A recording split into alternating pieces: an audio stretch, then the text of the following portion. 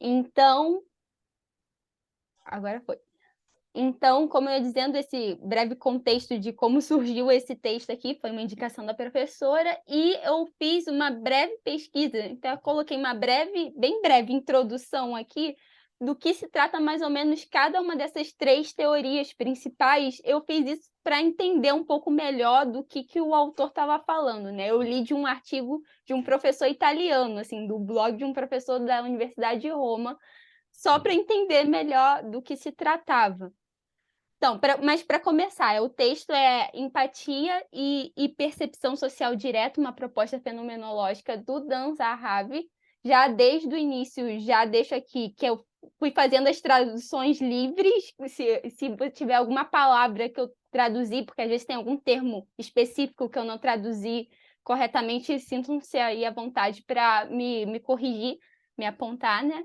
Então, é o Dan Zahavi, que ele é um dinamarquês de 55 anos, né, que está vivo ainda, professor da Universidade de Copenhague.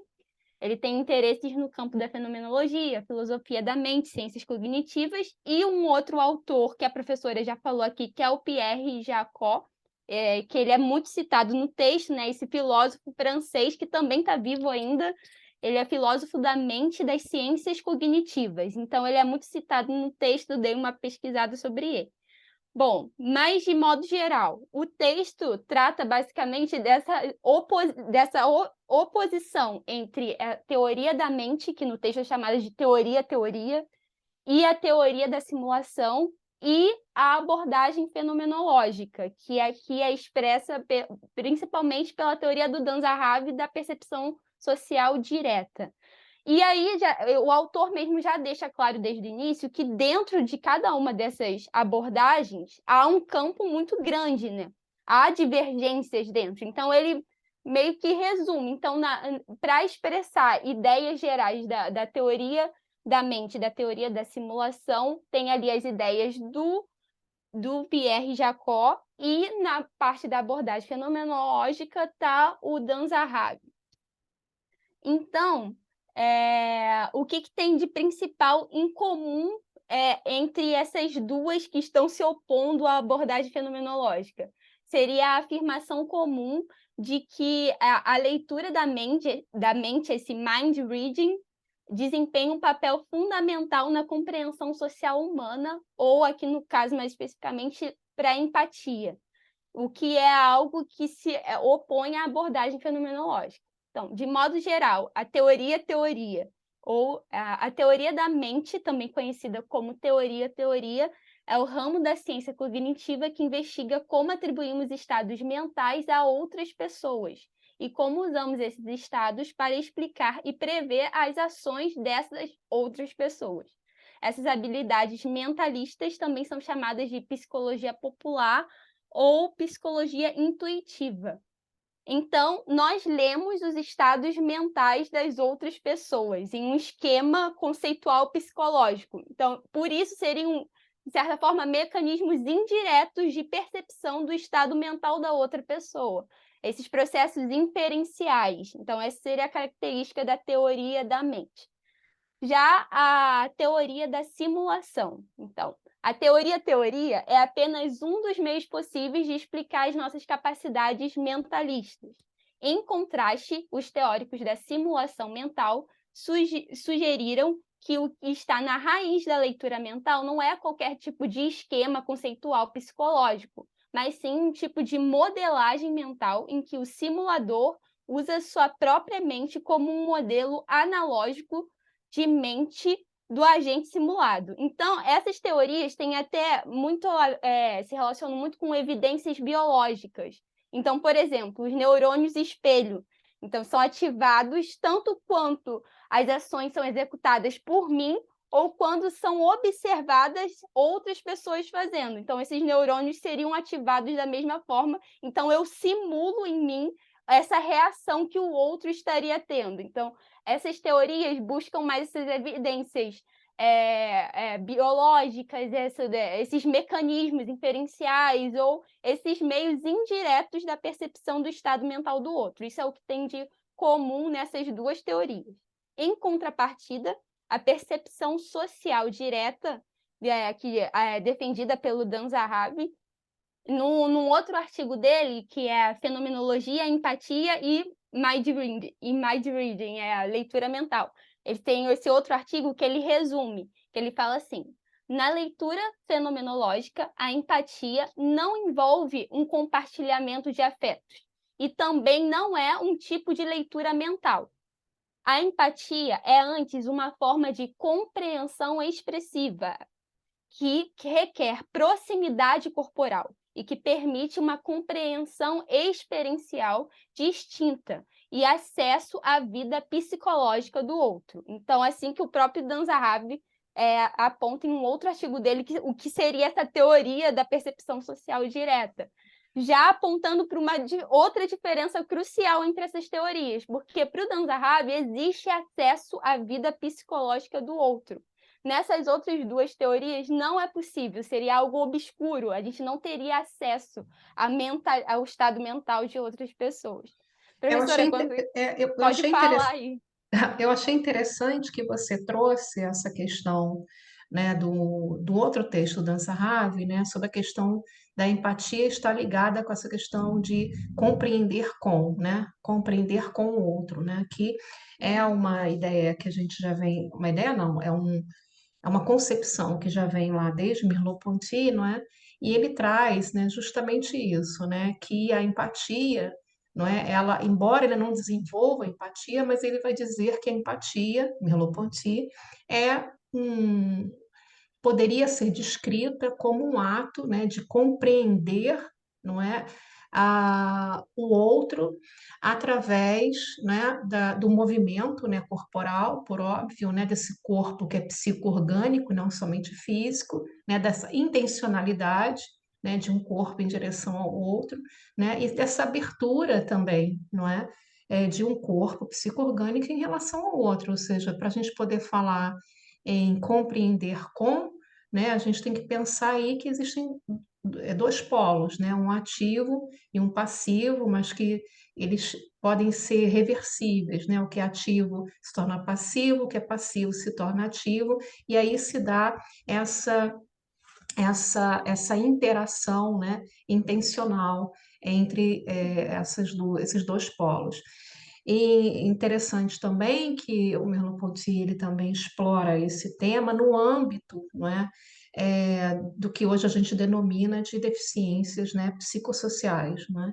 Então eu achei muito interessante ele trazer já de antemão, não neste texto, mas no outro que você leu, que a compreensão, né?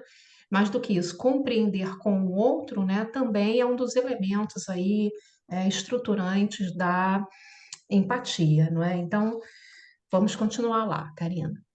Exatamente, ele traz essa importância do outro, compreender com o outro, do corpo, dessa questão da proximidade corporal e essa questão dessa experiência compartilhada, né? Então, eu li esses textos para tentar entrar nesse texto de uma forma mais esclarecida. A partir daqui, eu vou realmente seguir a ordem do que foi apresentado no próprio texto. E eu fui cortando algumas coisas para resumir aqui. Então, se eu, por acaso, cortei alguma parte que vocês considerem importante, podem me interromper e complementar aí a qualquer momento. Então, vamos para o texto. Então, ele começa falando que o objetivo principal é fazer avançar o debate entre esses dois polos, né? Essas três teorias, na verdade, né? Mas esses dois polos que se contrapõem, tornando mais claro onde há de fato divergências substanciais e quando a discordância em questão é de natureza mais terminológica, ou está ligada ao fato de estar se buscando agendas de investigação bastante diferentes, ou seja, está cada um falando de uma coisa diferente, mas aí está cada um criticando o outro, sendo que a gente está falando de assuntos diferentes, né? Então ele quer deixar isso claro. E também alguns casos que simplesmente há um mal entendido. Então ele quer deixar isso claro, tornar a discussão clara. E aí ele considera algumas objeções recentes feitas pelo Pierre Jacob, resumindo essas críticas desse outro polo nesse autor. Então, estas resumem os tipos de preocupações que estão sendo levantadas sobre a abordagem fenomenológica. Ele aponta para duas vertentes principais críticas sobre um modelo da empatia da percepção direta.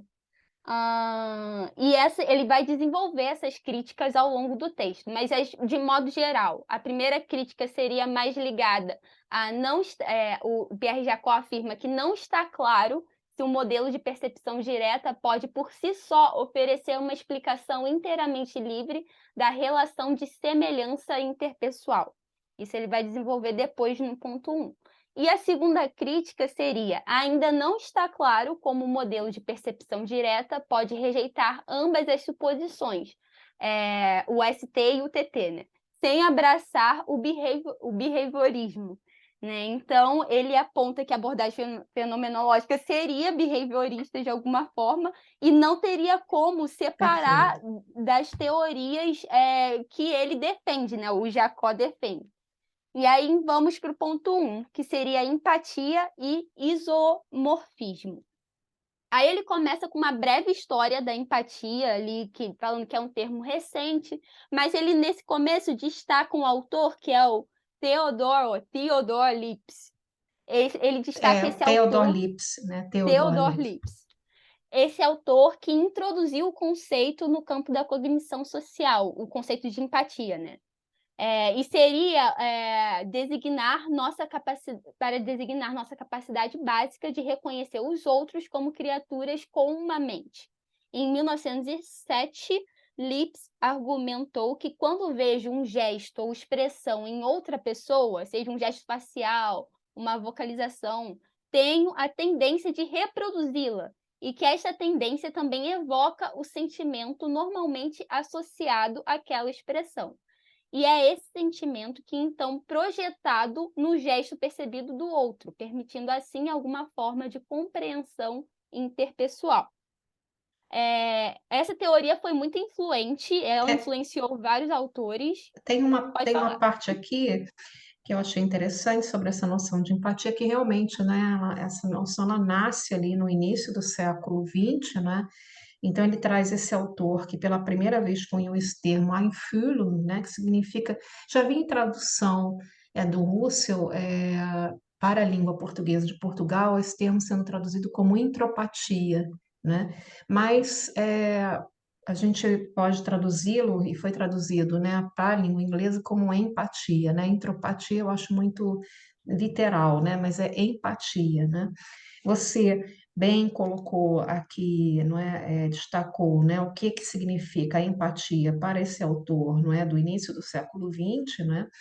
E o livro, né, dele, deixa eu estar aqui em alemão, a gente vai traduzir esse termo, esse título como o saber do eu, de um eu estranho, não é? Das Wissen von fremden Eichen, né? Então, eu acho que, ok, essa minha tradução está um pouco literal, mas eu acho que ela dá conta, né, do que o autor talvez, né, queira estar dizendo, né, com esse título, né? E nesse ponto, Karina, seria interessante, talvez ainda, você fazer uma distinção, né, entre que você vai fazer, certo, entre empatia e o isomorfismo, né? Por quê? Porque na página 542, um pouquinho acima, antes de entrar nesse ponto, é, o Jacó, né, ele ele trata, né, desse termo ali primeiro no segundo parágrafo, né? Ele vai falar um pouco sobre esse termo com base nas abordagens baseadas na simulação, né? Isso. E aí você poderia talvez destacar esse parágrafo, né, da 542, onde está isso aí sendo resumido, para a gente entender, não é, porque neste ponto 1, o Zahavi ele está trabalhando especificamente, né, com isomorfismo, quer dizer, empatia e isomorfismo, ou seja, para diferenciar uma coisa da outra, né? Eu vou chegar lá aqui agora no Jacó, no ponto do Jacó, né? Então, essa parte falando que foi uma teoria muito influente para vários autores. Ele até cita uns outros aqui, esse Gallese e o Hatfield. Ele cita esses outros dois autores que acabaram sendo influenciados pelo Lipse, né? Que seria o Gallese interpreta a empatia como uma forma de imitação interna. E o Hatfield como uma tendência de imitar mimicamente, sincronizar automaticamente os gestos dos outros. Então, isso seria básico para a interação humana. Isso e também, então essa teoria foi gerando, o que o Lipps pensou foi gerando essa ideia de que a empatia está associada a essa similaridade, a imitar, a ter essa similaridade, essa simulação que tem a ver com a fazer uma teoria de mímica, simulação, né, do outro, né? exatamente com o outro que eu estou interagindo. E o Jacó também foi influenciado por isso, porque na concepção de empatia dele, ele coloca 5 condições, e uma delas é justamente sobre essa similaridade interpessoal. Então, o que o Jacó quer fazer? Ele quer criar um conceito ele quer estabelecer um conceito de empatia que seja diferente do contágio emocional, da simpatia e da leitura mental. Então, para isso, ele estabelece 5 condições. A primeira seria a condição de afetividade. Então, para eu ter uma relação de empatia, eu tenho que ter afetividade, para poder diferenciar a empatia de formas mais teóricas ou frias, de compreender a outra pessoa, o sentido das expressões das outras pessoas. O segundo ponto, que é o mais destacado aqui nessa parte do texto, que é justamente a condição de relação de similaridade interpessoal. E ele coloca esse ponto dizendo que a experiência da pessoa que é empatizante, né? Eu não sei se tem essa palavra em português, que é aquela pessoa que está em empatia, tem que estar em similaridade com a pessoa que é alvo da minha empatia. Então, isso seria importante para distinguir empatia de simpatia.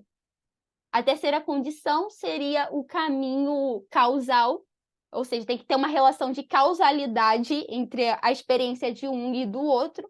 Isso seria importante para distinguir empatia de casos em que 2 indivíduos não relacionados, por coincidência, preencheram a condição 1 e a condição 2. A quarta condição é a condição de atribuição, que distingue empatia de uma experiência gerada por um processo contagioso, ou seja, eu tenho que estar sentindo, tendo essa experiência em razão daquela emoção, em atribuição daquilo, não por um meio estar me contagiando, não, porque as condições são favoráveis para eu me sentir desse jeito, não, ele está diferenciando isso. E a quinta seria a condição de cuidado. Então, empatia não é a resposta padrão à consciência que alguém tem da experiência do outro, mas, pelo contrário, está sujeita à modulação por fatores contextuais.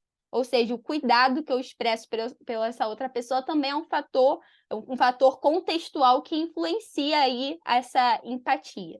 Isso é o que o Jacó defende. Perfeito. Nessa parte, você vai trazer, não sei se eu li antes ou li depois, eu acho que talvez na 444, acho que você vai chegar lá ainda, se, ou depois, um pouquinho depois, se o Zahavi faz uma distinção entre empatia e simpatia. Acho que ele faz, não é?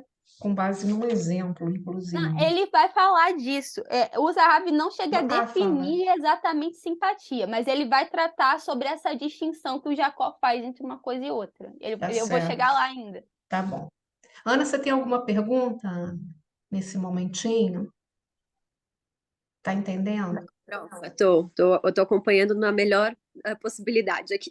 Tá bom. Então vamos lá, Karina. Tá. Então, depois de apresentar a teoria do Jacó, o texto segue com as preocupações ou questionamentos que o Zahavi tem em relação a essa teoria. Ele fala que, primeiro, uma primeira preocupação seria em relação justamente à condição número 2, de similaridade interpessoal, essa questão aí da isomorfia, né? Que é o tópico.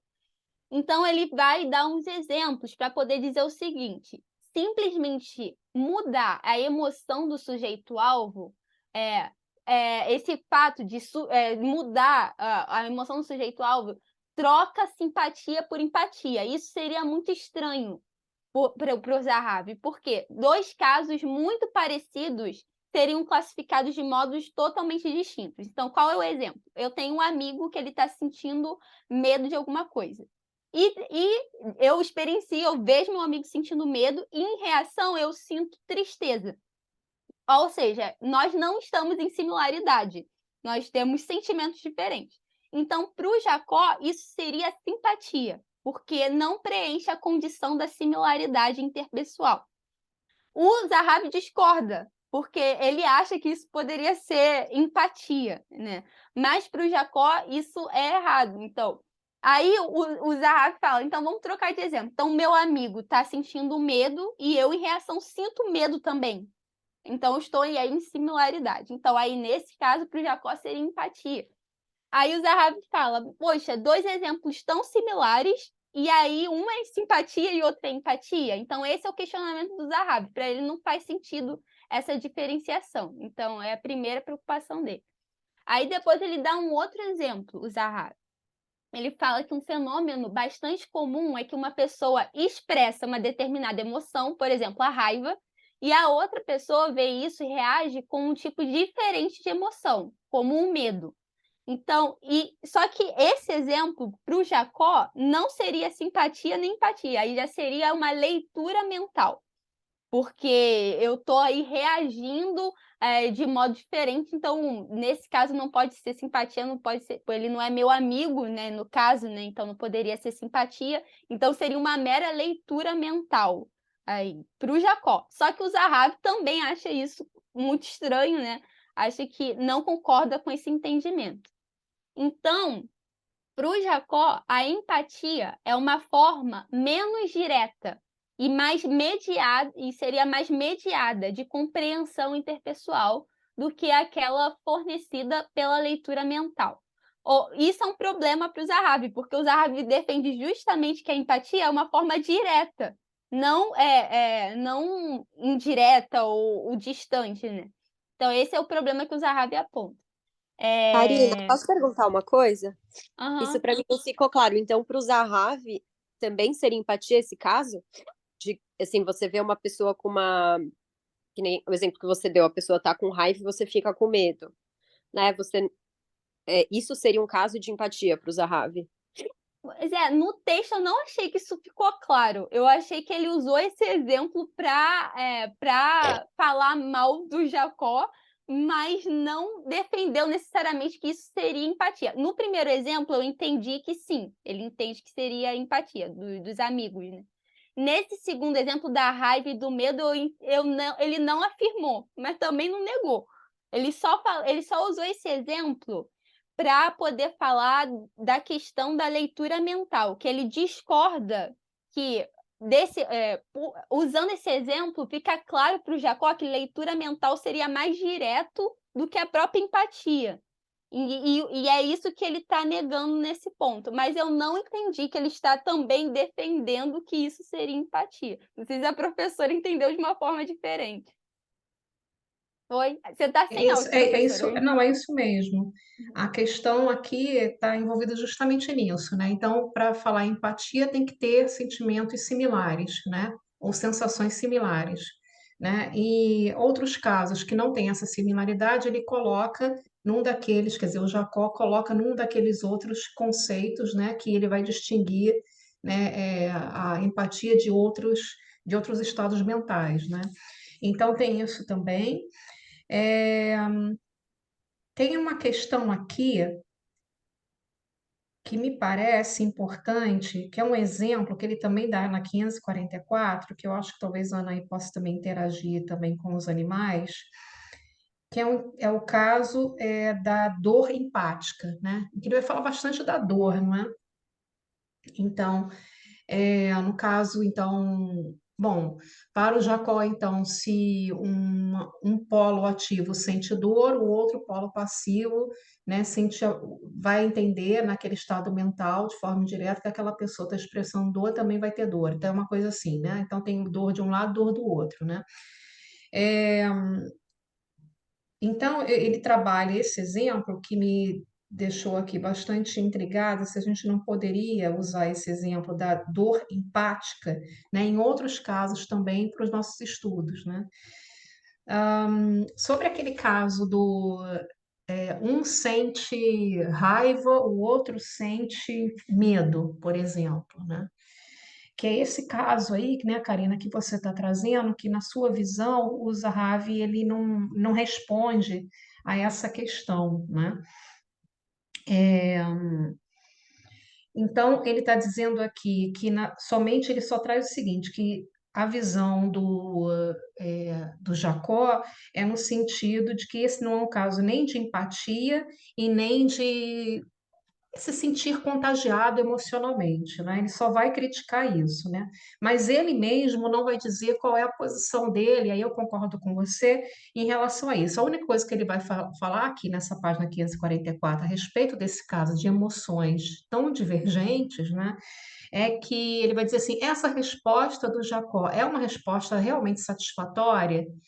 Né? Quer dizer, ele não traz assim, ele não dá a visão dele a respeito disso, né? Se e essa é uma questão interessante, né? Se sensações diferentes ou sentimentos diferentes, a gente poderia dizer que nesse caso aí existe algum tipo de empatia, né? Então, se o outro sente, sei lá, vergonha, o outro sente medo, um sente dor, o outro sente prazer, não é?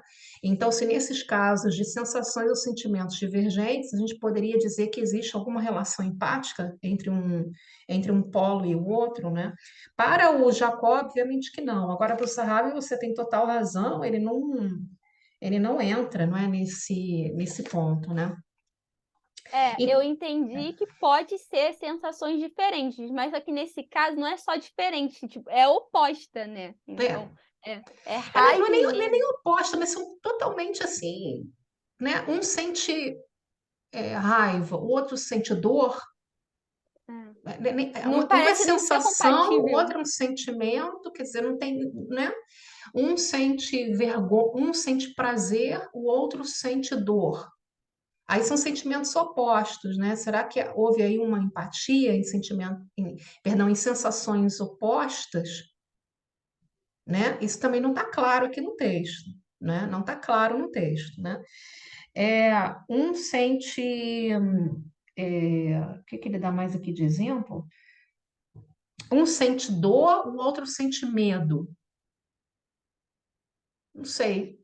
Também ele não esclarece isso. Se um sente dor, o outro sente medo. Um sentimento e outro uma sensação. Não são opostas, né? Não tem nada de oposto nisso, mas também ele também não esclarece qual é a visão dele a esse respeito, né? Se existe nesse caso específico algum tipo de empatia, ou qual é o estado, no caso da fenomenologia, psicoorgânico que a gente poderia, não estado mental puramente, né, mas psicoorgânico que a gente poderia aí retirar dessas situações.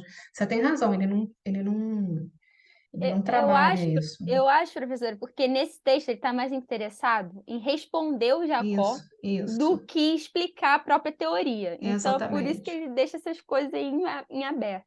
É porque, em verdade, o Jacó, ele escreveu, me parece, né? Porque ele escreve esses artigos citando esses dois autores, né? O Zahavi e o Gallagher, né? Então, ele cita esses dois autores e critica o posicionamento desses autores. Ahm, então, aí o Zahavi ele vai fazer uma contestação disso, né? Ou seja, não, se você criticou, agora eu vou responder aí a sua crítica. Então, esse é um artigo de resposta, você tem razão, uma resposta a essa visão, né?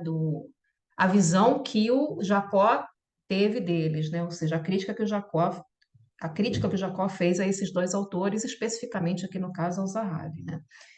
tem razão. Aí vamos àquele caso que também está na página 544, que é o caso da...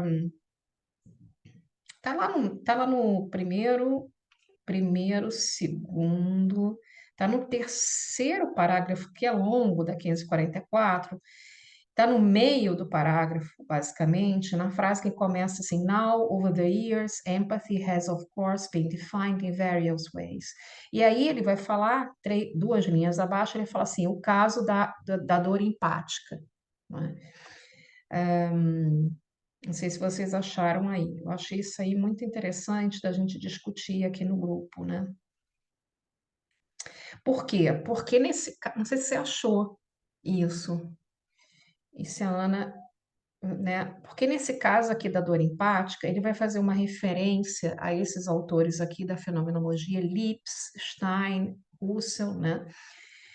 Que designaram, né, a empatia como a capacidade mais básica, mais fundamental de reconhecer os outros como criaturas, aí esse minded, né, minded creatures, né, isso aí para mim, como criaturas, tem vários significados em português, criaturas mentais, não, Eu estava criatura traduzindo aqui como criatura com uma mente, com mas uma aí eu também não mente, criaturas sabia. que se importam, criaturas é, é, psíquicas, né? O que que ele está querendo se referir a isso, né? Minded creatures. Mas, de qualquer forma, ele trabalha esse exemplo aqui, né? Aí eu vou deixar você agora falar sobre esse exemplo da dor empática, né?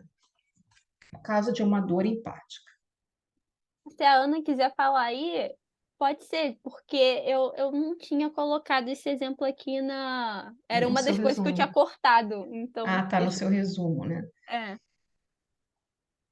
Mas eu tô É, bem no resumo nessa parte, Não, por aí mesmo. não, porque assim, esses autores aqui do início do século XX vão definir empatia como a capacidade mais básica de reconhecer outros como criaturas. Olha que interessante isso, não se fala nem o outro como homem, mulher, não, como criatura e sujeito, como criaturas, né, com uma mente, né? Disso eu Colocar vou aí, falar mais tarde, ele vai mas retomar isso no texto, eu vai- vou falar disso depois. você Então, quer falar um pouquinho, Ana, sobre essa parte? Porque eu acho que isso a gente pode fazer uma interlocução com a questão animal, não é? eu acho que Então, principalmente esse pode uso, falar. né, desculpa, Jorge, esse uso dessa expressão creatures, né, é, realmente dá essa abertura, né? E eu pensei aqui, eu tenho lido agora sobre trauma, né? Estresse pós-traumático, enfim, e animais, não só da perspectiva dos animais, porque tem pesquisas agora sendo feitas de que os animais, eles que foram mantidos em cativeiro, etc., eles eles experimentam essa condição esse PTSD que eles chamam, né? Mas de ativistas também, né? Então, os ativistas, aqueles ativistas que investigativos, né? Que vão nas fazendas e que veem toda a violência de perto, e repetidamente, né? Repetidamente, eles desenvolvem esses quadros. Eu acho que não seria exatamente isso, né? Mas me remeteu a isso também, de você, diante do sofrimento do outro, isso te perturbar de uma tal maneira, né, que você tem todos esses sintomas que uma pessoa que voltou de uma guerra, por exemplo, tem, né? Eu não sei se faz sentido pensar por aí também. Eu acho isso interessante que você está trazendo, não é? E essa definição, né, de que um humano e um animal não humano, né, um animal humano e um animal não humano, né, podem, né, ter essa ligação, né, um com o outro, né? É, a dor do animal pode transbordar, né? Pode se ligar, não é, a dores ou a dor, não é, que o humano possa ter naquele momento, ao ver, né? Porque essa questão do ver aqui que a Karina vai explorar ainda, né? Ao ver aquele animal em sofrimento. Mas eu queria realmente chamar a atenção para essa definição de empatia aqui, né? Vou falar de novo. É a capacidade mais básica, mais fundamental, né, de reconhecer os outros como criaturas, né, com uma mente ou mentais, né? Então, eu achei essa definição uma definição assim muito, muito interessante, né? Tratar a empatia como uma capacidade, né, uma estruturante, fundamental, uma capacidade que qualquer um pode ter, né? Qualquer um pode ter, né? E do modo como está sendo colocado aqui, qualquer criatura pode ter essa capacidade mais fundamental. É isso que eu gostaria de chamar a atenção para essa definição, né, de empatia, né? Tem uma outra Isso me definição. lembrou, Pode falar. profa, desculpa, isso me lembrou desse esse livro novo da Nussbaum, que a gente está fazendo a resenha. Ela se coloca contrária, né, ao uso só da ciência como um critério moral, e ela critica bastante naquela linha mesmo que eu já estava trazendo na tese, essa questão da pessoalidade. Ela fala que essa ideia de personhood, ela é muito antropocêntrica, mesmo que a gente estenda o conceito, ele não consegue deixar de ser antropocêntrico, e que a ciência ela é importante, mas ela não se sustenta sozinha. Só que ela, de algum modo, ela também não vai para assim, ela não vai para todos os animais, porque depois ela diz que são os animais que ela considera que são importantes dentro do enfoque dela das capacidades, são aqueles que têm um ponto de vista, né? Então eu pensei nesses minded creatures também nesse sentido, sabe? Para alguém para quem algo pode ser bom, ruim, ou enfim. E que depois, num certo ponto do texto, a própria Nussbaum chama isso, ter um ponto de vista de sem ciência. Então ela reformula a ideia não sei também, veio na minha cabeça agora. Isso, eu acho isso interessante você estar trazendo também. Você podia até falar o nome, né, do livro dela que a gente está fazendo resenha, né? Porque a gente está tratando aqui. Deixa eu procurar aqui, mas é Justice for Animals, né? Alguma coisa assim. Deixa É eu o último procurar aqui, eu livro, né, mando dela. bonitinho. Tem uma outra coisa aqui, que é essa questão que a gente também está aprendendo lá no nosso curso, estudando juntos, na verdade, né, e juntas, né, no nosso curso de mestrado e doutorado, que é a questão do reconhecimento, né? E aqui está muito claro isso, né? Quer dizer, a empatia, a capacidade mais fundamental de reconhecer, né, os outros como criaturas, né, mentais, né? Então, claro que a gente não vai tratar aqui do reconhecimento, né? A gente está tratando especificamente do reconhecimento lá no nosso curso em Axel Honneth, ou seja, ligado com o amor, não é? Com a solidariedade, né? Com a estima, né? A gente está, né? A gente está tratando nesse âmbito, né? Mas eu achei aqui muito interessante a gente também ter essa palavra, esse verbo, né? Nesta definição, né? É fundada de novo em Liechtenstein e Russell, né? De que a empatia é uma capacidade fundamental, né? Enfim, e de qualquer criatura, né? E eu me lembro de não só isso se associa até para a gente encontrar um conceito de empatia. Eu me lembro de uma outra colocação de Russell, um dos livros dele, em que ele fala que empatia significa associar-se com o outro, não é? Eu achei isso também bem interessante. A gente podia também juntar essa concepção aqui que o Zahavi, a interpretação do Zahavi sobre esses autores, na verdade, né? O que ele está trazendo aqui nessa conceituação, né? Então é uma capacidade mais fundamental, mais básica, né, de associar-se e com os outros e de reconhecê-los como criaturas mentais. A gente poderia pensar no decurso desse texto, isso vai ficar claro, e eu vou trazer já de antemão para esse momento, e vai deixar já gravado isso, um conceito de empatia, pegando esses autores todos, e eu, então, fazendo a interpretação e dando, então, uma conceituação para empatia. Eu a conceituaria como é a capacidade mais fundamental de se associar com os outros e de reconhecê-los como criaturas psico-orgânicas, né? Então, não só mental, mas também física, né, ligando o corpo e a mente, né, psico-orgânicas, né? Então, de novo, né, é a capacidade mais básica, mais fundamental de se associar com os outros e de reconhecê-los como criaturas psico-orgânicas. Então, eu acho que é um conceito interessante de empatia, amplo, né, que inclui, né, animais humanos e não humanos, não é? E, por óbvio, dentro do nosso campo de pesquisa, não é, também as pessoas com deficiências, não importa qual a deficiência que elas têm, né? Então, eu acho que isso está lá, não é? A gente está falando sobre tudo isso, né? Isso está lá no finalzinho, né, da página 544. Não é exatamente isso que eu disse, mas obviamente eu estou dando a minha interpretação, juntando com outras coisas que eu aprendi, né, que eu estudei, e essa interpretação também do Zahavi. Eu acho que esse é um conceito interessante para a gente ficar na nossa mente, a gente trabalhar com esse conceito de empatia, né, de agora em diante. Aham. Bom, e isso até é um bom gancho, professor. Não sei se vocês querem falar mais alguma coisa, mas que seria um bom gancho para eu continuar o resumo, porque o Zahavi fala algo que é justamente, a senhora deu um conceito aí de empatia desse ponto de vista fenomenológico, e a senhora mesma falou que seria mais amplo, que eu poderia agregar aí animais, diferentes pessoas, né? E isso é um ponto que o Zahavi coloca. A definição do Jacó é muito restrita. Isso seria também outro problema, porque a fenomenológica tem esse ponto positivo de ser mais ampla. Então, o Zahavi critica isso, né? Responde isso para o Jacó, né? O termo empatia para o Jacó se referiria a uma estreita classe de fenômenos. Afinal, teria que corresponder a 5 condições, né?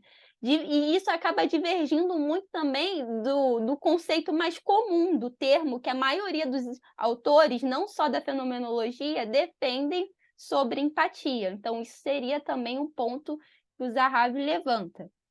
E outra coisa que o Zahavi também aponta, que essa definição de empatia do Jacó força-o a confundir a distinção entre casos básicos de reconhecimento de emoções e casos mais sofisticados de atribuição de crenças, e a categorizar ambos como exemplos de uma leitura mental padrão. Então, ele acaba misturando coisas quando ele estava tentando diferenciar. O Zahavi, acho que ele acaba confundindo mais ainda as coisas. Então, ele não concorda muito com esse conceito do Jacó.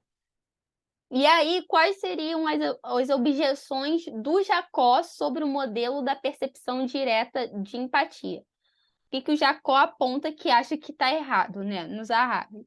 Ele aponta para... Ele, então, vai usar um exemplo que o próprio Zahavi usou em um dos artigos, né, como a professora estava falando, o Jacó escreveu em um artigo citando um exemplo do artigo do Zahavi. Então, ele pegou, leu lá o Zahavi e escreveu diretamente para ele, por isso que o Zahavi aqui está respondendo, né?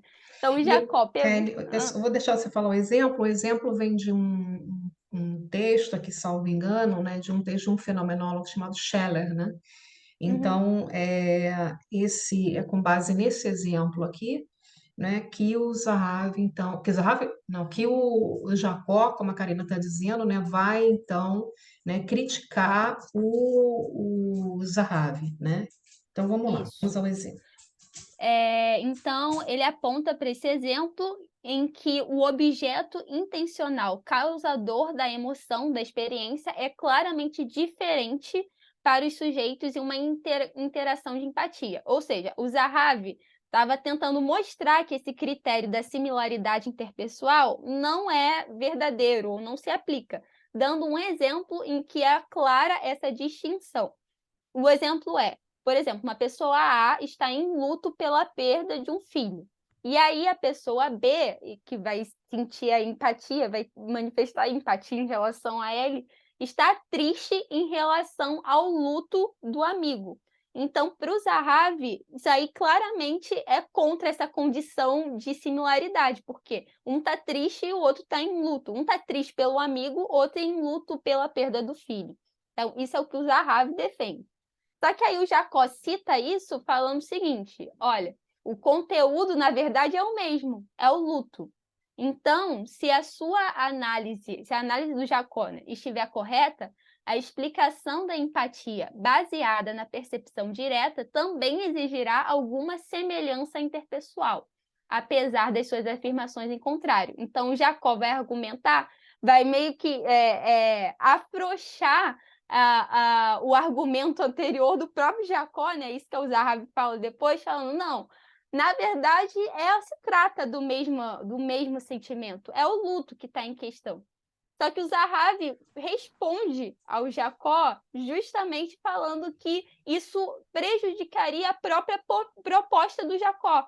Porque desse jeito, fazendo essas adaptações, né, afrouxando, falando, não, é tristeza, é luto, mas na verdade é tudo luto, ele mesmo está prejudicando aquela distinção que ele tinha feito inicialmente entre simpatia e empatia. Porque assim, tudo poderia ser considerado simpatia, né? Na verdade, né? É isso que o Zahav responde.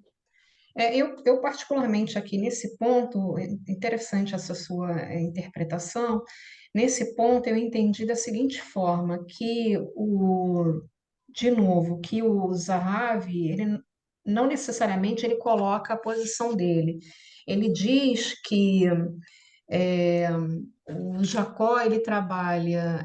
Então, uma pessoa está, né, em luto pelo filho que perdeu, né, e a outra pessoa está, enfim, solidária, vamos colocar dessa forma, com um amigo, né, que perdeu o seu filho, né. É, Em verdade, aí são sentimentos diferentes, não é? São sensações Sim. diferentes. Nesse caso específico, então, o Jacó vai dizer que, e aí você tem razão nesse ponto, agora eu estou ficando com a ideia mais clara, é, que o que une uma pessoa a outra, né, nesse caso, é que aquele que está sendo solidário com um amigo que perdeu o filho, que está em luto, ele de algum modo ele também vai se sentir lutado, né? Isso Então que o existe, Jacó tenta argumentar, né? tenta Depois. argumentar, É. exatamente, então tenta argumentar também nesse sentido, né? Então, é, as experiências aqui, em verdade, são experiências distintas, mas o Jacó ele vai encontrar alguma similaridade, né, nessas duas experiências distintas, né? De novo, um está sentindo o luto, a perda, né, o pesar, né, está no sentimento de pesar pelo filho perdido, e o outro está sendo solidário, né, com o amigo, né? Então são sentimentos distintos. Não significa, o outro está sendo solidário com o amigo, ele não perdeu um filho, são sentimentos diferentes, né? Uhum. E o Jacó vai dizer que neste caso aí de sentimentos diferentes, mesmo que os sentimentos sejam diferentes, existe uma empatia. Por quê? Porque existe um nexo aí que é comum, né, essas duas pessoas. De algum modo, o Jacó vai dizer que este amigo, né, ao se solidarizar, né, com o outro amigo que perdeu o filho, ele de algum modo também está sentindo luto por essa perda, né? Ele também está em luto, né, por essa perda, né? Então, como existe similaridade luto-luto, né, ele encontrou alguma no sentimento de solidariedade, ele encontra algum um caráter assim de algum conteúdo, né, de pesar também. Então, solidariedade, pesar de um lado e o pesar de outro lado, o luto do outro lado. Então, de algum modo, os dois sentem a mesma, estão sentindo, né, estão tendo a mesma experiência de pesar, de luto, enfim. E é claro, né, Karina, aí você tem razão realmente, né? Acaba que isso vai afrouxar, não é? A própria teoria do Pierre Jacob, né? Que é essa teoria que diz que a empatia ela se dá naqueles casos em que há similaridade de sensações e de sentimentos, é só nesse caso aí específico, né? Tá ótimo. Ana, você quer falar alguma coisa nesse ponto? Então, vamos Ela lá. sinalizou ali que não, então eu vou continuar. Aí a gente vai para o ponto 2, que é teoria da mente e percepção social. Então, aqui ele começa falando que por muito tempo a teoria da mente e da teoria da similaridade foram as únicas correntes que predominavam nesse cenário sobre a empatia. Só que mais tarde foram apontadas algumas suposições questionáveis dessas teorias que impediriam uma compreensão correta das interações sociais, principalmente quando se trata dos engajamentos cara a cara, né, face to face, que ele coloca ali, né? Então, muitos desses apontamentos foram feitos por fenomenólogos. Então, quais seriam esses pontos da teoria e da teoria da similaridade questionáveis, né? Primeiro que essas duas teorias concentram-se muito restritamente em nossa capacidade de explicar e prever as ações dos outros, como se nossa vida social fosse uma questão de atribuir estados mentais internos aos outros, a fim de facilitar nossa previsão, explicação e controle do comportamento alheio, o que não é verdade. A gente não interage com as outras pessoas tentando o tempo todo explicar, prever o comportamento das outras pessoas. E isso é um enfoque que essas teorias davam, né? Tentando explicar o nosso comportamento.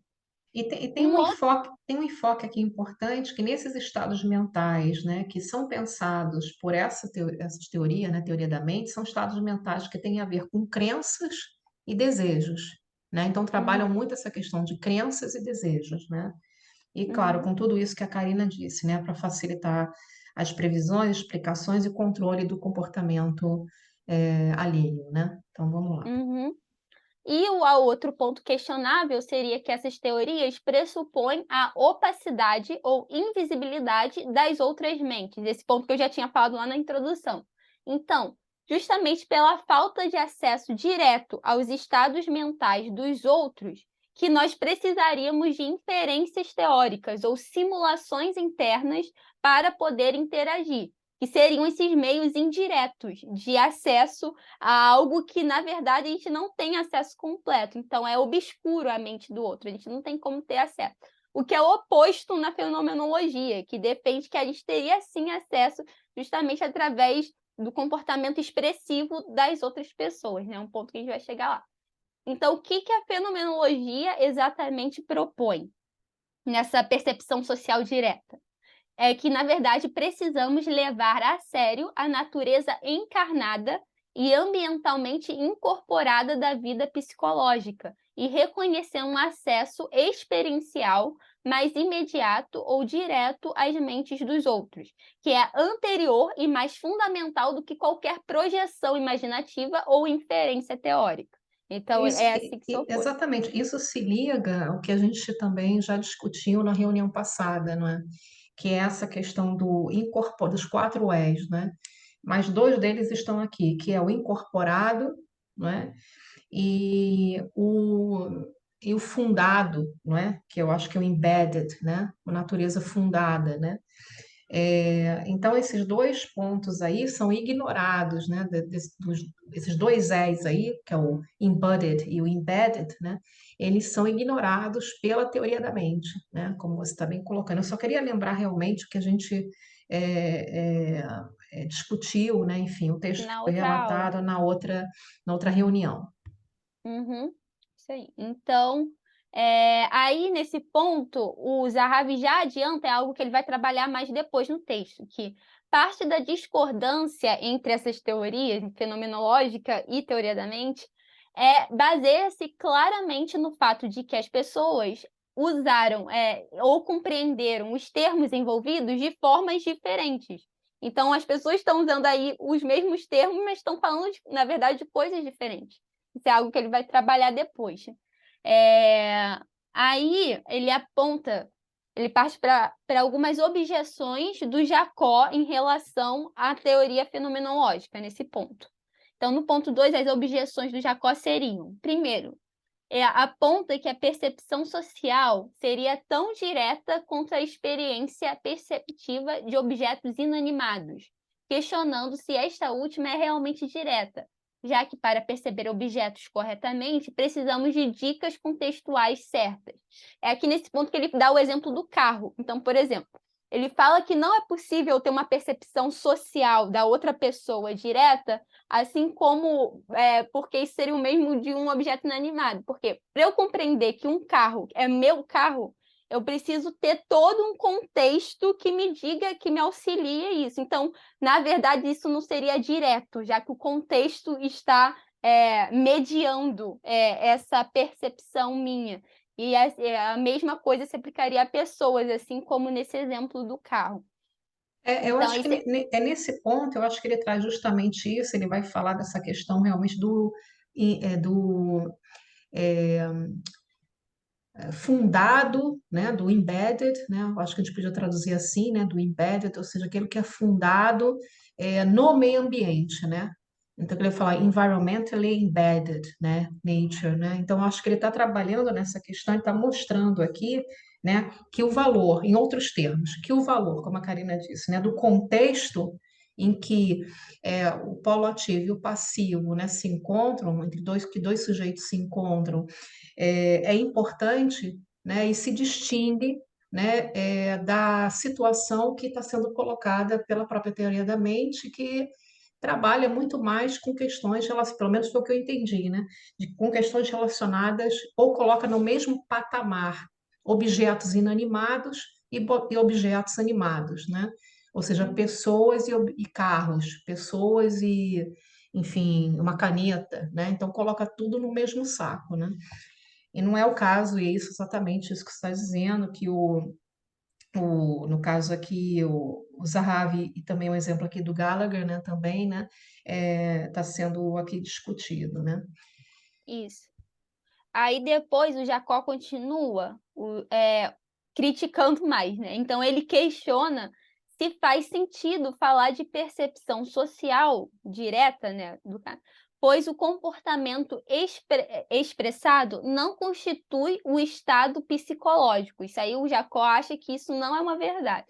Então, não estaríamos percebendo diretamente emoções e intenções, mas apenas comportamentos, o que poderia cair no erro de um mero behaviorismo, né? Isso é o que o Jacó vê na teoria do Zahavi.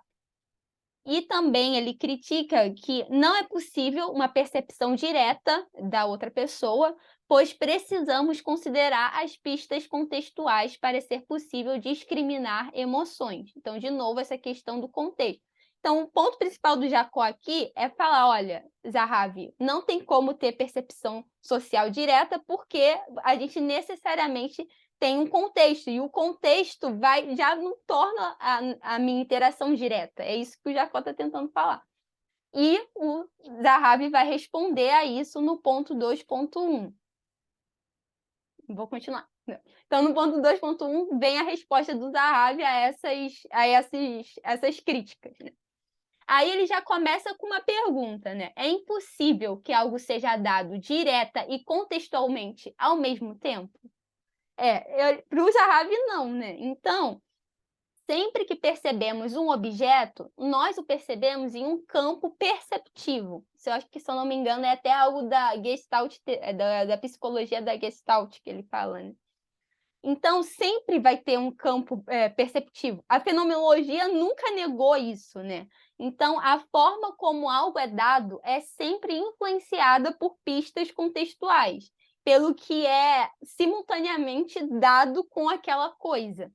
Então, poucos são os fenomenólogos, se é que algum negaria que a compreensão social em questão é influenciada e enriquecida pelo conhecimento de fundo, por pistas contextuais e experiências passadas. Então, isso não é algo que a fenomenologia nega. Então, esse seria um dos casos de mal entendido que ele falou lá no início, né? Que o Jacó entendeu de uma forma que a fenomenologia, na verdade, não estava dizendo aquilo que ele falou. Dizendo o contrário, estava se opondo, né? Exatamente. Então, a crítica aponta que seria um mau uso. Então, ele continua, o Zahavi falando, tá, então os meus críticos poderiam dizer, então, Zahavi, você está usando o termo direto de forma errada, já que você está falando que o contexto é importante, você não pode falar que isso é direto, né? Ele levanta esse próprio questionamento. Só que aí o Zahavi responde, bom, isso seria então uma disputa meramente terminológica, né? Então não faz sentido a gente ficar discutindo só a questão de terminologia. E, além disso, não há uma visão fechada, estabelecida do que significa direto, né? Então, o Zahavi vai dar a definição de direto dele. Seria o seguinte, o que seria uma percepção direta para o Zahavi, para tirar essas dúvidas, né? Então, quer dizer que o estado mental da outra pessoa é o meu primeiro ou principal objeto intencional. Isso é ser direto, né? Além disso, esse estado é experienciado como realmente presente para mim, não mediado por uma inferência, suposição ou uma simulação interna. Então, isso seria a definição de direto para o Zahavi. Então, experienciar, em vez de imaginar, simular ou teorizar, então, experienciar os estados psicológicos de outra pessoa é experienciar o comportamento intencional e expressivo do outro. E isso não quer dizer que estou tomando a mente do outro como a minha. Pelo contrário, eu reconheço a diferença, e é precisamente por causa dessa diferença, dessa simetria, que podemos afirmar que as mentes que experienciamos são outras mentes. E aí ele cita até o Husserl, falando que realmente, o Zahavi está falando, olha, as críticas estão dizendo que a fenomenologia comete esse erro, que eu tomo a mente do outro como se fosse a minha própria, assumindo uma primeira pessoa de algo que eu não poderia assumir, que na verdade é uma segunda, terceira pessoa, né? Mas ele está falando, a fenomenologia nunca fez isso. Pelo contrário, essa distinção entre minha percepção e a percepção do outro é fundamental para a gente não se confundir em uma coisa só. Então, é isso que ele está esclarecendo. Então, a afirmação fenomenológica relativa a um acesso experiencial direto ao estado psicológico de outra pessoa não está em qualquer tensão com um ponto importante de que não temos acesso aos estados mentais de outras pessoas como se fossem os nossos próprios. Então, aí ele termina esse ponto 2.1 e parte para o 2.2. Se quiserem comentar alguma coisa. Aqui na página 548, eu não sei se está lá, está na 540, tá, na 548, em que ele vai trabalhar. Foi aqui que eu vi a questão da cerveja. Eu não lembro desse exemplo. Ah, não, exemplo ali, não, a cerveja não, alguém está bêbado, né? Então, ali no final do primeiro parágrafo longo da 548, ele vai dizer assim: é aquilo que você colocou, né? Eu estou direcionado, né, diretamente a uma pessoa, não de forma intermediária, né? Mas com um estado diferente daquele estado que a outra pessoa está. Então, ele vai, por exemplo, vai falar o seguinte. Não sei se você está lendo lá, onde começa com moreover and importantly, the state is experienced as actually present to me, thereby making the experience in question very different from, say, reasoning that the other is upset because the letter she received has been torn up. Ele dá vários exemplos aí, você achou? Aí eu queria que você comentasse um pouquinho, porque ele dá vários exemplos, comentasse um pouquinho esses exemplos, que são, na verdade, uma aplicação justamente daquilo que você disse antes, né? Sobre o que significa uma percepção direta, né? Deixa eu ver se eu lembro. Eu acho que eu lembro melhor que ele fala do vinho. Então, por exemplo, um Isso. especialista em vinho, quando ele vai tomar, ele vai sentir as notas, os aromas. Isso. Ele vai ter uma percepção diferente de alguém que está tomando vinho pela primeira vez. Mas eu não posso dizer que, pelo especialista perceber todas essas coisas, vai ter uma experiência mais direta do que o outro. Isso. Então, então, a percepção vai ser sempre direta, né? O fato de eu ter essas inferências a mais, por eu ter estudado sobre o assunto, conhecer muitos vinhos, não torna a experiência mais ou menos direta do que para uma outra pessoa que não faz essas inferências. Exatamente. Aí ele dá até um exemplo de um instrumento médico, que eu nem conheço que instrumento é esse, né? Ou seja, se uma pessoa está diante daquele instrumento que não conhece nada daquele instrumento, isso não significa que ela também não tenha uma experiência direta daquele instrumento, ela também pode ter, né, uma experiência desse instrumento, né? Perfeito. Então, vamos lá ao behaviorismo. Isso. Então, ele continua, vem a segunda resposta do Zahavi sobre o behaviorismo. Então, a acusação da ele começa falando, né, que a acusação da fenomenologia ser behaviorista é até estranha para ele, né, falar que um fenomenólogo é behaviorista, justamente pela ênfase que a fenomenologia sempre deu à subjetividade e à experiência em primeira pessoa da consciência, né? Então, Perfeito. ele não consegue combinar essas duas coisas. A Então, fenomenologia ela não é expressionista puramente, né? Ela não se baseia puramente no comportamento, na expressão corporal, né, das pessoas, né? Seria behaviorista, não tem nada a ver com, quer dizer, tem a ver com isso também, mas não é apenas isso, né? Mas e é também ela exatamente isso que ele vai falar. exatamente, isso vai falar agora, e também é importante, de novo, a experiência em primeira pessoa, né? E também a questão da consciência, né? E também da intencionalidade, são questões aí importantes também. Vamos lá. Isso. Então, não há fenomenólogo que negaria que há mais que negaria o fato de que há mais na consciência do que é observável na expressão corporal. Ou seja, todo fenomenólogo vai defender que tem mais na consciência do que é expressado. E ao contrário do que o Jacó afirma, o Zahavi não crê que a questão seja se a expressividade corporal esgota a nossa vida mental. Em vez disso, o ponto de controvérsia diz respeito a se a expressividade corporal tem um significado psicológico intrínseco, porque essa é a visão fenomenológica, diferente da visão da teoria da mente, em que o significado psicológico é derivado de estados mentais escondidos, né? Então, é essa a controvérsia principal, não uma questão de behaviorismo, né? Então, aqui nesse ponto, ele está esclarecendo qual é a divergência substancial. Então, é isso que ele está falando, entre uma coisa e outra.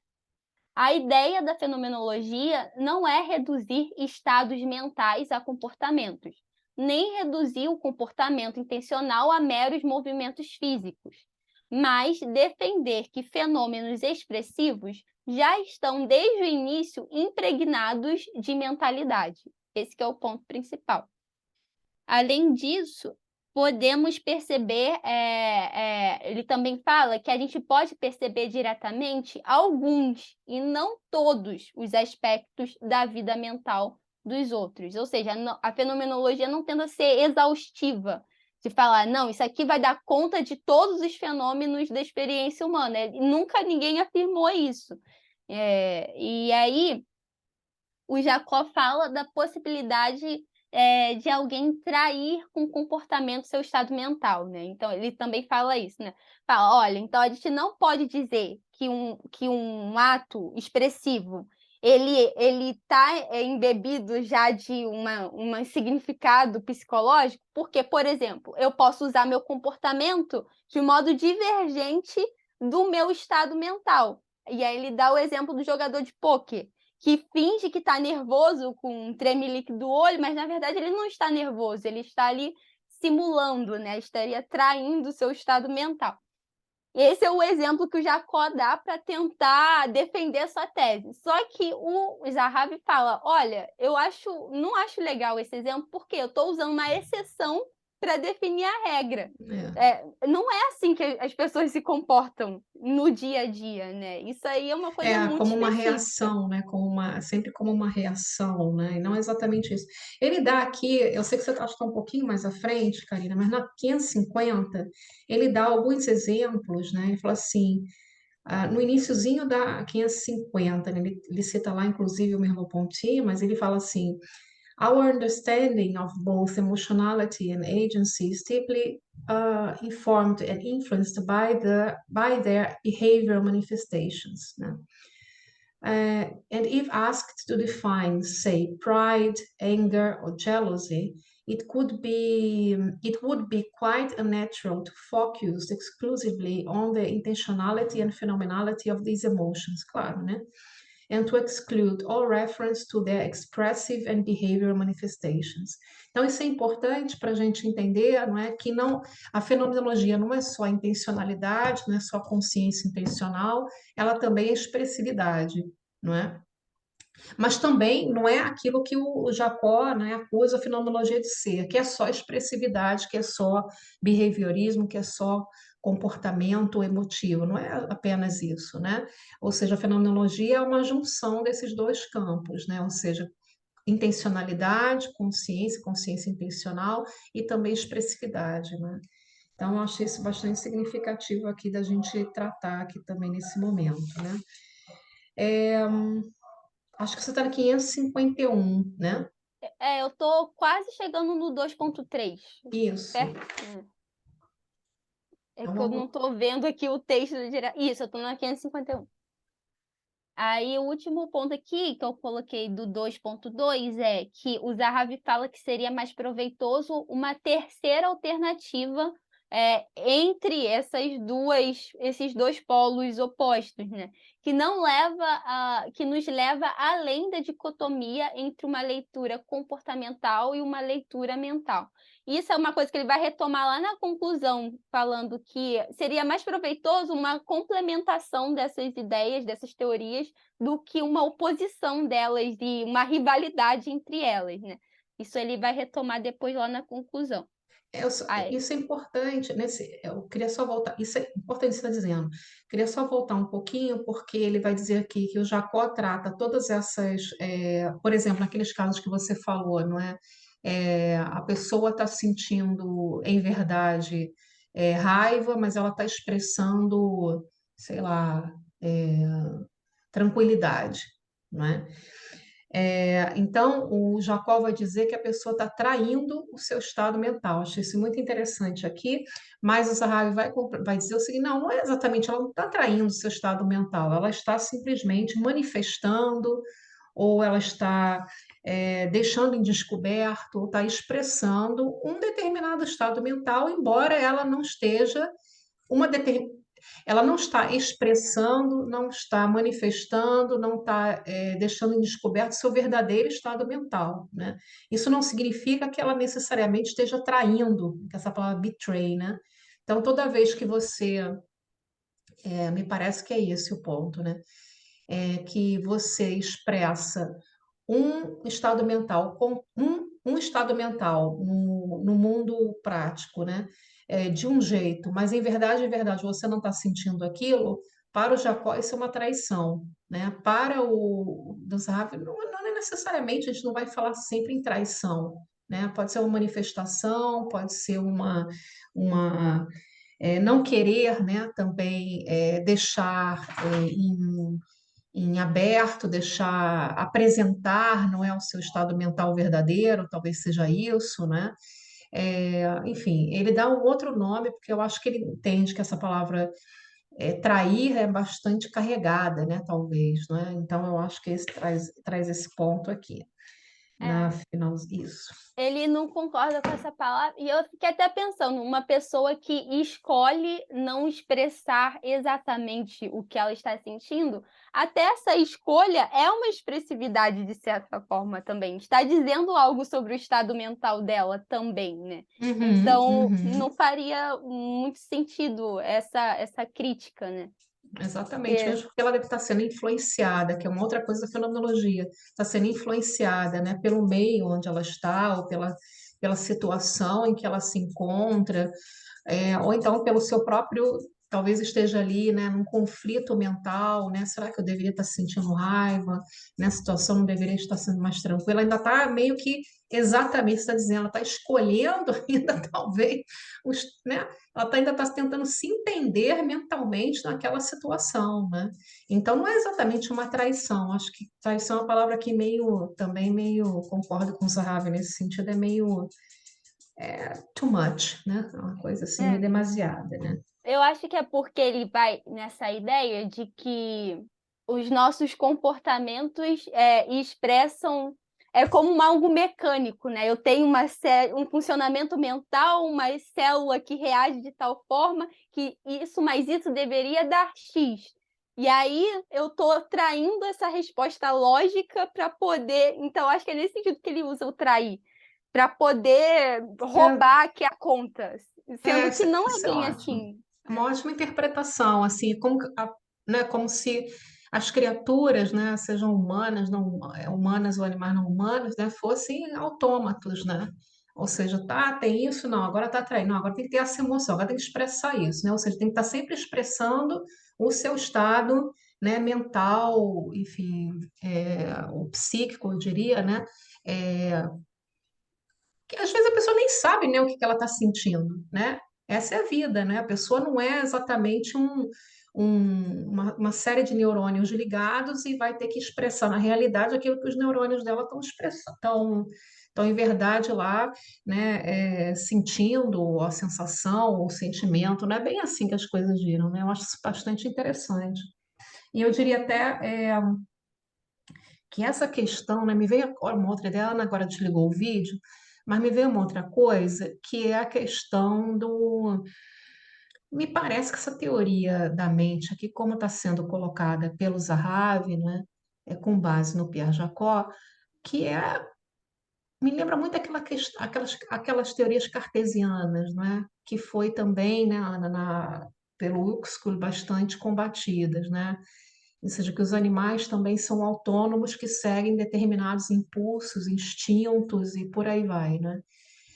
Isso é no caso, então, do Huxley. Aqui seria sujeitos, pessoas, né, humanas que simplesmente também seriam autômatos no sentido assim, bom, eu estou pensando, eu estou sentindo, eu estou expressando isso de forma direta na realidade social. Me parece que existe esse automatismo, né? Nesse campo aqui da teoria da mente, que também pode ser é, pensado também, né, no caso dos animais não humanos, né, com base nas críticas realizadas pelo Huxley, essa questão do automatismo em animais, instintos, impulsos, né, que tudo se reduz a esse cartesianismo, né? Não sei se você concorda.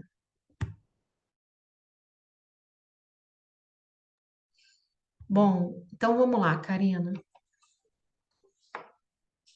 Concordo, prof. Eu estava tentando ligar aqui o microfone, concordo. Quer falar um pouquinho sobre isso? Porque tem essa questão também dos animais, né? Eu acho importante a gente deixar isso também claro, que às vezes a gente conversa eu e você, mas a gente não extrapola as nossas conversas, né? Que é essa questão do automatismo, né? Eu acho que é isso que está sendo colocado aqui, né? Então, esse automatismo não é só, né? A gente não vivencia. Não é isso que é vivência, não é falar vivenciar, mas tem essas teorias, né, que diz que nós temos respostas automáticas a emoções, né? E, do mesmo modo, eu acho que a gente também poderia pensar que existem também teorias que dizem que os animais respondem automaticamente a determinadas sensações e sentimentos. É exatamente isso aqui, gente, né? Então, eu acho que essa conversa teoria da mente me lembrou muito o início do século XX, né? Com o Huxley, ele combatendo esse tipo de visão, né? Essa visão de respostas automáticas, no caso específico do Huxley, dos animais, né? Karina? Tá, então a gente vai para o ponto 2.3, que é o concordando com essa palavra em latim, que é explanando, eu não sei pronunciar, explanando, Isso, explanando isso. explanando, concordando com explanando. Então eu fui pesquisar primeiramente o que significa essa palavra, que era significa o fenômeno a ser explicado. Então, a matéria a ser discutida, o objeto a ser investigado. Então, tem a ver justamente com o que o Zahavi já vinha apresentando, que na teoria e na teoria da simulação, eles estão tratando de um assunto e na fenomenologia eles estão tratando de outro. Então, é isso que ele vai trazer aqui nesse ponto. Então, nessas duas teorias, frequentemente se opõem à fenomenologia, apontando para casos que são inegavelmente exemplos de cognição social, mas supostamente fora do escopo da explicação fenomenológica. Então, essa objeção só seria válida se os defensores da fenomenologia afirmassem fornecer uma explicação exaustiva de todos os fenômenos da cognição social.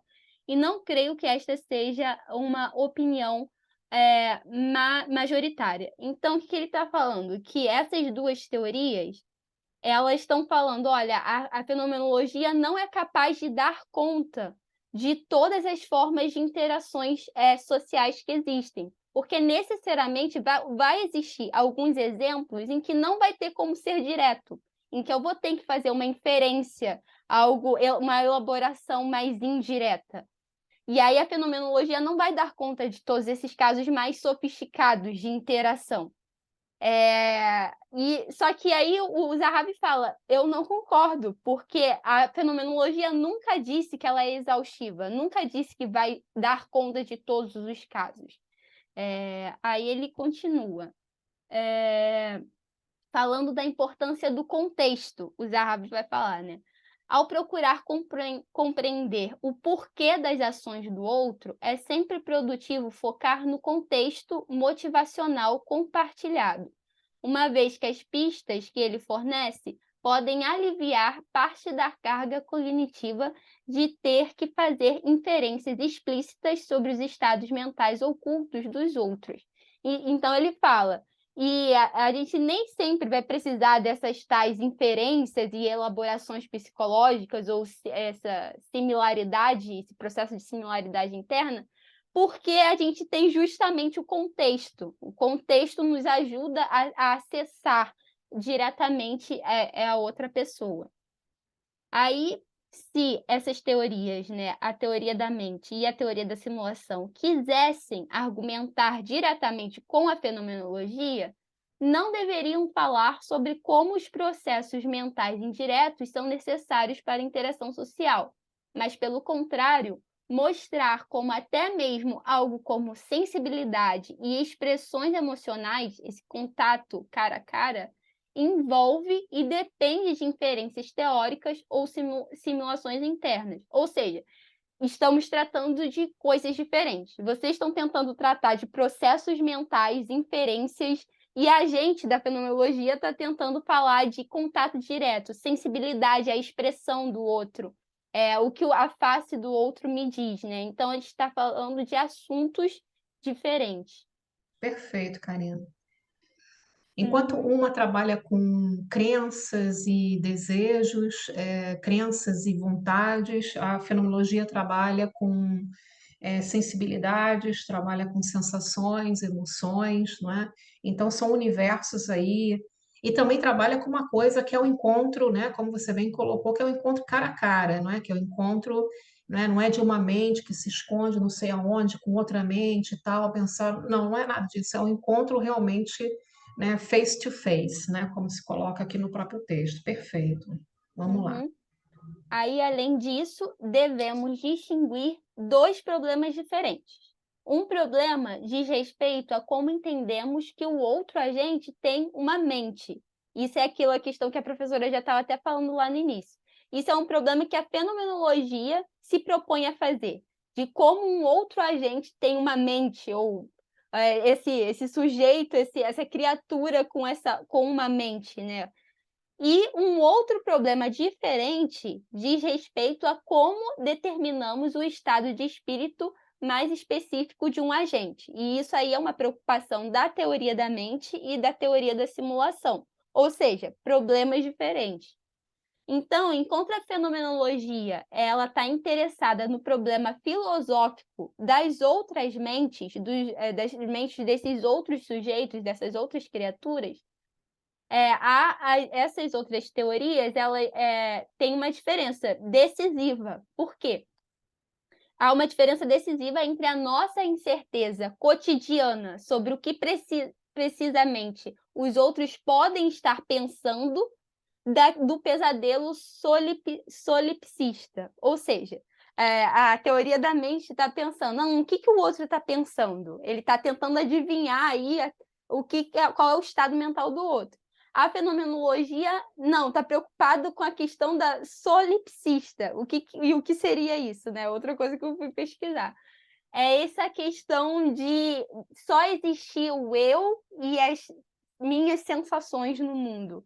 Então, ele até coloca aqui o pesadelo solipsista seria esse medo de que só há o eu no mundo e coisas da minha cabeça e, na verdade, os outros seres não existem. Então, é essa preocupação que a fenomenologia tem. Eu não conhecia isso também, eu achei muito interessante. E aqui eu terminei o 2.3. Não sei se a professora quer comentar alguma coisa. Tá sem áudio. Deixa eu ver aqui. Nesta parte, também anotei essa questão que você colocou do face-to-face, depois aquela outra questão que ele trabalha, que você disse aí, né? Sobre os estados mentais específicos de outras pessoas, isso eu também anotei. Tem aqui um ponto interessante, no final da 552, que ele coloca assim, onde começa, Karina, lá? To put it differently, I want to suggest that part of what the phenomenologists have been interested in is this fundamental ascription of mindedness to others, né? E eu acho que a questão aqui então a fenomenologia ela está fundamentalmente interessada nessa atribuição de colocar aqui, né, mentalidade, né, aos outros, né? E qual é se a fenomenologia pensa dessa forma, o que que pensa lá a teoria da mente? Ela está interessada em quê?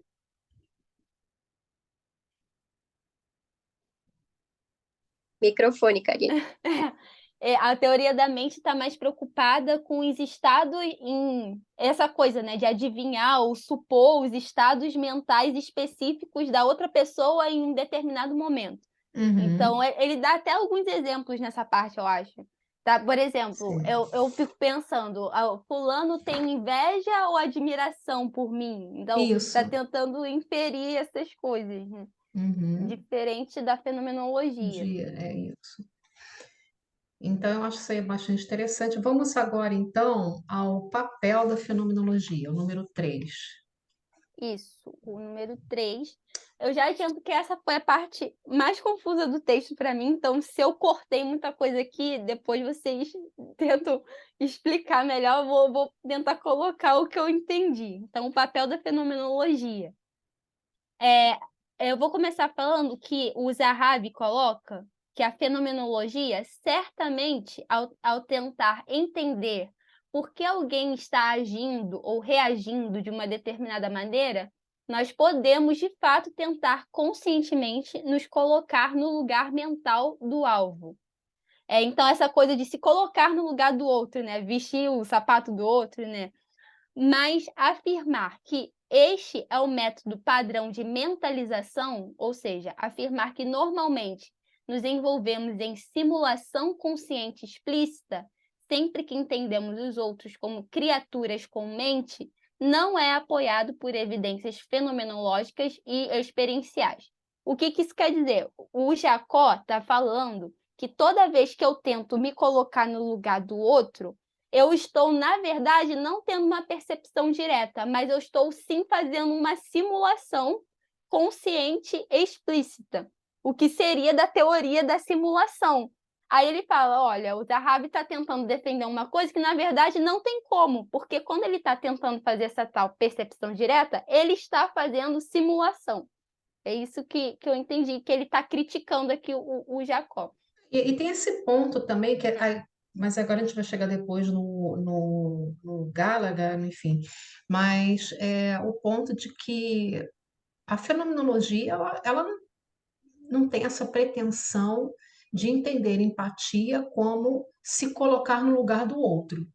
O Jacó que falou isso. Ele Isso que o falou Jacó isso, falou. mas a fenomenologia não tem essa pretensão, né? Uhum. Entender empatia como alguma coisa que a gente entende hoje em dia, como se colocar no lugar do outro, né? Por óbvio, não tem como se colocar no lugar do outro, não tem como estar na mente do outro, né? Inclusive, o próprio Zahavi fala no início do texto, com base em Husserl, que isso também é impossível, não é? Então, é aquela ideia que a gente já falou no início, empatia entendendo como se associar-se ao outro, né, essa capacidade fundamental básica de se associar ao outro e de reconhecê-lo, não é? Eu acho que isso aí tem mais, né, em seus estados, enfim, psíquicos, em seus estados psico-orgânicos, né? Eu acho que isso talvez seja mais interessante do que essa questão de falar assim, vou me colocar no lugar do outro. Você não vai se colocar porque você não está na mente do outro. E a fenomenologia nunca negou isso, né? Nunca disse alguma coisa diferente disso, ou seja, que não tem como a gente se colocar no lugar do outro, porque a gente não tem como se colocar na mente do outro, né?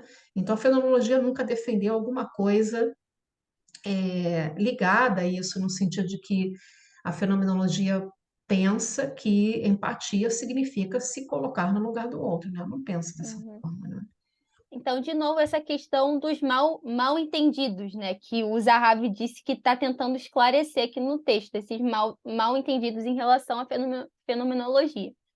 Aí o Jacob parte para uma coisa que ele aponta que a fenomenologia tem um uso enganoso da distinção entre implícito e explícito.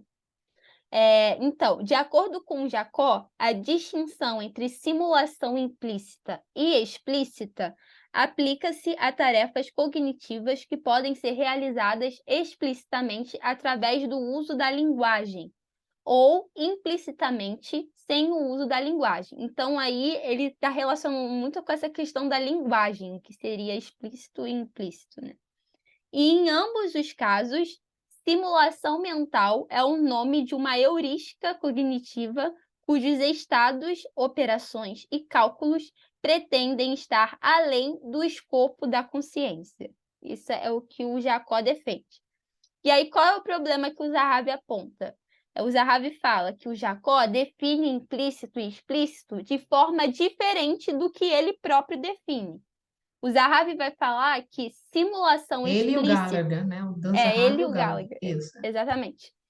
A simulação explícita refere-se a um tipo de simulação consciente, voluntária, esforçada e deliberativa. Então, isso seria o ponto principal para o Gallagher e do Zahavi. Então, foi aí esse ponto que eu coloquei aqui, que eu fiz essa diferença, mas eu não, confesso que eu não entendi 100% do que ele estava tentando trazer aqui, mas coloquei aqui a diferença. Não sei se a professora quer comentar alguma coisa nesse ponto. Eu acho que a questão primeiro, porque empatia não é simulação, não é? Segundo, que uma simulação é o que ele está definindo aqui. Uma simulação, ela é sempre o quê? Ela é sempre consciente, ela é sempre voluntária, não é? Ela requer um esforço, não é? E ela é deliberada. Isso não é empatia, né? Esse é um É, ponto aqui, então né? parece que ele está falando, que o Jacó parece que falou que quando a gente está tentando perceber diretamente o outro, a gente está meio que fazendo uma simulação sem querer. Isso. Mas não tem como fazer uma simulação sem querer, é isso? Exatamente, né? Então, Entendi uma agora. simulação é sempre querendo, né? Uhum. Então, foi o que está lá no início do texto. Eu acho que o ponto do Jacó é justamente criticar a fenomenologia, dizendo que ela tem esse aspecto também de simulação, né? Quer dizer, que a fenomenologia, especificamente a empatia, pensada pela fenomenologia, tem um aspecto de simulação, né? E, na verdade, não é isso, né? A fenomenologia não defende isso, ou seja, ela não traduz empatia como simulação, como alguma coisa que seja aquela coisa, se colocar no lugar do outro, né, sentir voluntariamente as sensações do outro, mas o que ele coloca aqui? Fazer um esforço deliberado para se colocar no lugar do outro, né? Isso não é exatamente, isso é uma simulação, né? Isso não é empatia. E o Jacó vai dizer justamente que a fenomenologia ela pensa dessa forma, ou seja, ela traduz empatia como uma simulação, né? Uhum.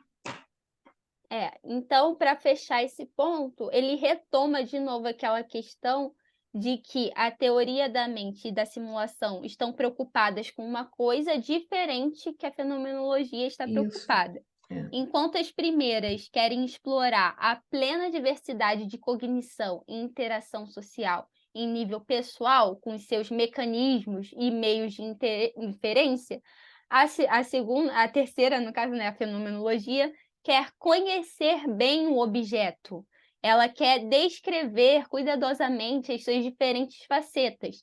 E aí o Zahavi ainda complementa, falando que se a gente não tivesse esse trabalho da fenomenologia, seria até difícil avaliar a relevância do trabalho das outras teorias, né? Então, sem esse primeiro passo, justamente esse passo imediato, direto, e dessa descrição fenomenológica, seria até difícil fazer o que a teoria da mente faz, o que a teoria da simulação faz. E aí, além disso, se Perfeito. a análise fenomenológica nos diz que o fenômeno expressivo observado perceptualmente já está saturado de significado psicológico e que este é o objeto que estamos tratando, então deveríamos reconsiderar a postulação de que precisamos de mecanismos e de inferências que preencheriam uma lacuna que não existe, que é justamente uma lacuna entre o comportamento expressado e o estado mental. Para a fenomenologia, essa lacuna não existe, então não seriam necessários esses mecanismos. E aqui termina o Perfeito. ponto 3. E vamos para a conclusão. Vamos lá, vamos lá. Excelente, Karina. Você entendeu bem esse Então, texto. Vamos lá. na conclusão, ele apenas retoma os pontos importantes que ele levantou ao longo do texto todo, né? Então, primeiro, que fenomenologia não afirma que o outro é totalmente transparente, de modo que o estado mental do outro é sempre diretamente perceptível, mas, pelo contrário, afirma que podemos ter o acesso mental do outro. Podemos ter direto acesso a alguns aspectos da vida mental dos outros. Então, o outro não é sempre transparente, são apenas alguns aspectos que nós temos sim acesso direto. Depois disso, ele defende que esse ponto não seria de alguma maneira controverso ou geraria behaviorismo, como o Jacó tenta argumentar, né? Porque existem exemplos até de outros teóricos fora da fenomenologia, inclusive, que defendem algo semelhante. Ele acho que dá o exemplo do Tomasello. Exatamente, ele fala do Tomasello nesse momento. Não sei se a senhora quer falar um pouco do Tomasello, eu pulei a Não. parte do Tomasello. Não, Porque ele apenas está retomando algo que ele já tinha exatamente. definido. Então, vamos continuar, então. Vamos terminar. Tá. Então, o próximo ponto que ele reafirma é que ele não considera o tipo de percepção social direta defendida pela fenomenologia uma alternativa às formas de leitura mental propostas pela teoria da mente e pela teoria da simulação. Não. A nossa compreensão social, ela assume muitas formas e precisamos de múltiplas explicações complementares para abranger a variedade de capacidades, competências e estratégias que utilizamos e empregamos para compreender e dar sentido aos outros. Então, aqui eu achei que ele foi até bem simpático com os críticos dele, falando: olha, a gente não precisa brigar, né? A gente pode se complementar. Não estou dizendo que vocês estão errados. A gente pode ter essas divergências, porque o ser humano é complexo, né? Pode experienciar essa interação de várias formas diferentes. E, por último, o Zahavi fala que ele estaria mais interessado em saber se as formas de leitura de mente, né, propostas pela teoria da mente, pela teoria da simulação, esses mecanismos indiretos, se eles pressupõem uma forma mais direta de compreensão social, que é o que o Zahavi defenderia, que, na verdade, não é tão indireto assim, porque para ter esse mecanismo indireto, eu preciso antes ter um contato direto com a pessoa que eu estou interagindo. E aí acabou o texto. Exatamente às 7h30. Bom, Karina, o que que você achou desse texto, assim, de forma geral, complexo, que você fez realmente uma excelente relatoria, não é? E eu fui aqui apenas, né, complementando, talvez explicitando alguns pontos, né? Eu acho que você pegou e entendeu bem esse texto, é um texto mais denso, né, no sentido, apesar que não é longo, né, mas é um texto mais denso, com várias, né, alusões a assuntos que a gente não debate no nosso curso, mas eu acho que é nosso curso, não, no nosso grupo, mas é basicamente isso. Eu acho que é importante, assim como o texto anterior, que a gente veja outras coisas, outros campos, até para a gente poder alargar. E eu acho que esse texto ele é importante, porque eu dei ele para você, foi pela questão própria da gente poder, talvez, encontrar uma distinção entre, né, cuidado e empatia, né? Porque lembra que a gente começou a falar sobre a questão do cuidado empático, né? Então fica uma coisa muito relacionada com exatamente está sendo contestado nesse texto, que é colocar-se no lugar do outro, né? E não é exatamente isso, né? Então, também a gente viu aqui demos, né, uma concepção ampla, né, para empatia, não é? Como a capacidade básica ou a capacidade fundamental de todas as criaturas, né, incluindo animais não humanos, né, de é, reconhecer, né, de se associar a outros, né, e de reconhecê-los como é, corpos musculares dessa forma, psíquico e orgânicos, né? Psico-orgânicos, eu achei isso também importante a gente traçar essa concepção para empatia, até para a gente não confundi-la, no seu caso específico de pesquisa, com o próprio cuidado, né? Embora, como bem diz aqui o Zahavi, né, existe uma interlocução direta e uma complementação entre cuidado e empatia, não é? Isso aí ele, né, não entra nesse assunto, mas ele diz isso, né? É, também eu acho que fica aqui claro, né?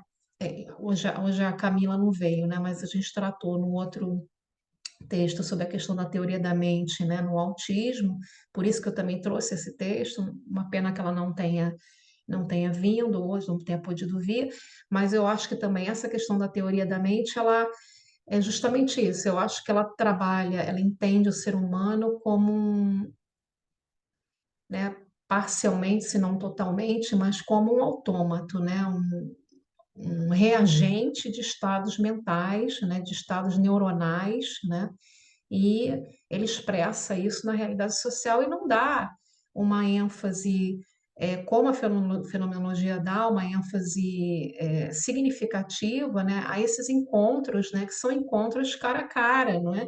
Esses encontros que não são encontros apenas fisiológicos ou biológicos, mas também são encontros sociais, né, que eu acho que é isso também o Zahavi traz nesse texto, né?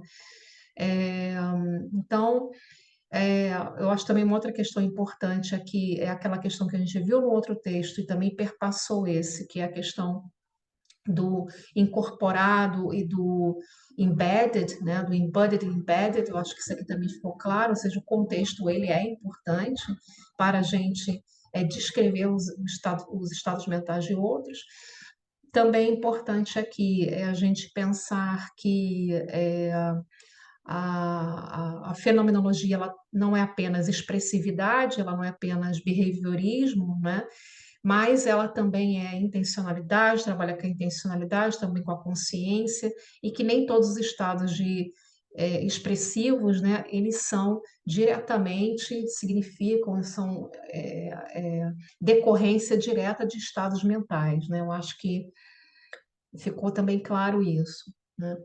Ah, e também a proposta do Zahavi, que eu acho bem interessante no final, que é essa proposta de complementação entre as teorias, não é? Não de uma crítica no sentido de que uma deve se sobrepor à outra, mas eu acho que é isso que ele coloca aqui, de que sim, tem aspectos interessantes na teoria da mente que colocam inclusive em xeque a própria a fenomenologia, né, faz com que ela se repense constantemente, né, e que se reflita, né, e que pode sim complementá-la, né? Então eu acho que eu gostei também desse final dele em que ele, né, tenta ser não apaziguador num sentido de que não vamos conversar sobre isso, não.